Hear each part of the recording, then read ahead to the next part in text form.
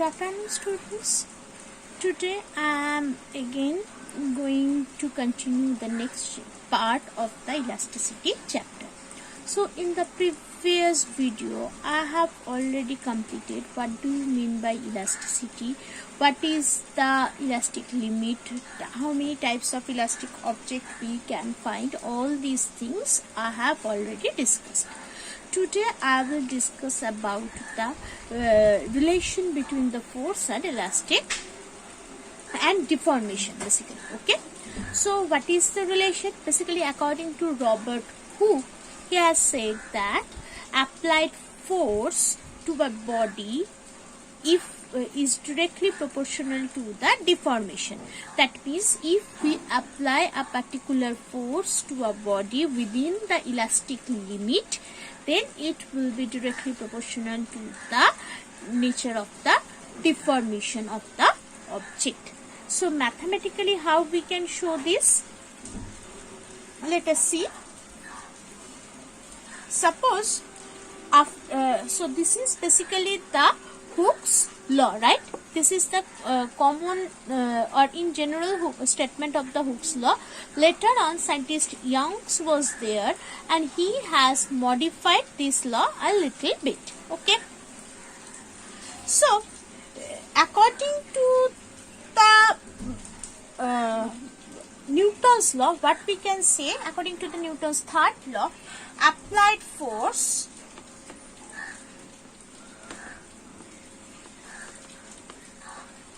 must experience a repulsive force, right? That means every action has equal and opposite reaction. So, when suppose a spring is there, when we stretch that spring by using a force F, after removing this F, what we can see that suppose after stretching it becomes this, and as we release this F, it comes to its original size, right? So, how this spring is capable to come to its original size after experiencing this F force? That is due to the elastic force. So, this is the elastic force that is already within that material, that is within that spring. So that as we remove this F, it becomes its or it comes to its original shape, right? So therefore, according to the Hooke's law, due to this elastic force, if there for the application of the external force, if there is a deformity of del L, then it will be directly proportional to the applied force, right?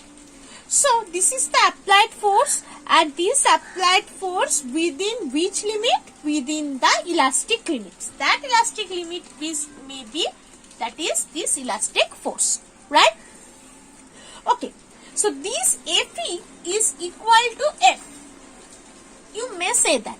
That's why it comes back to the original position. But in general, for elastic body, it will be equal. But in real life, there is no concept or no example of this elastic body. Therefore, in reality, it cannot be equal. So, therefore, if a string is stretched by F force, then after when this F is released, it comes to its original position, but there will be a slight change in the size of the spring. So, that is basically this del L. Okay. So, if we want to remove this proportionality sign, what we need?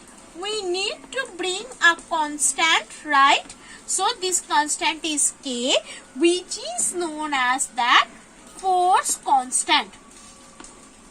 If you remember the physical science book of class 9, there you have studied a particular constant, that is the spring constant, right? So, this is that same K was there, okay? So, on if I want to say that, so this is F, right? So this F is nothing but the applied force. Now, if I want to find out the elastic limit force, that is this restoring force, or you may say that as the elastic force, so it will be basically, that's nothing but minus K del L, right? So if I extend the spring in this direction, restoring force will act in this direction. Applied force in this direction, so restoring force will be obviously in the opposite direction. That's why this minus term is being introduced, right? Now, this K, the value of this K basically depends on different factors, right? So, by this value K, we can calculate the stiffness of a spring. If the value of K goes increasing, then the spring becomes more stiff, right? So, what will be the unit of this K? The unit of this K will be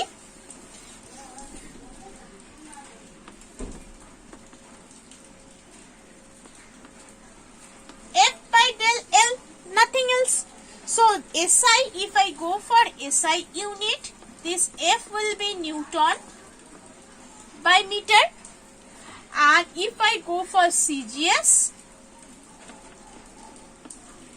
it will be dyne per centimeter, right? So this is the thing. Now coming to the elastic potential energy. So what do you mean by elastic potential energy? First discuss what is potential energy. Potential energy is nothing but the energy that is possessed by a body for being in rest, right? Now, what is this elastic potential energy? So, this elastic potential energy, so this basically saying that when by applying an external force, if there is a deformities in the object, then why this deformity occurs? That is due to that where we are applying the force, there is a particular displacement of that object. So what does it mean? Suppose there is an object. So it consists of molecules. When we are applying the force here, so these molecules is pushing this one, this to this one. So like this, each and every molecules are keep pushing each and every the neighboring molecules, right?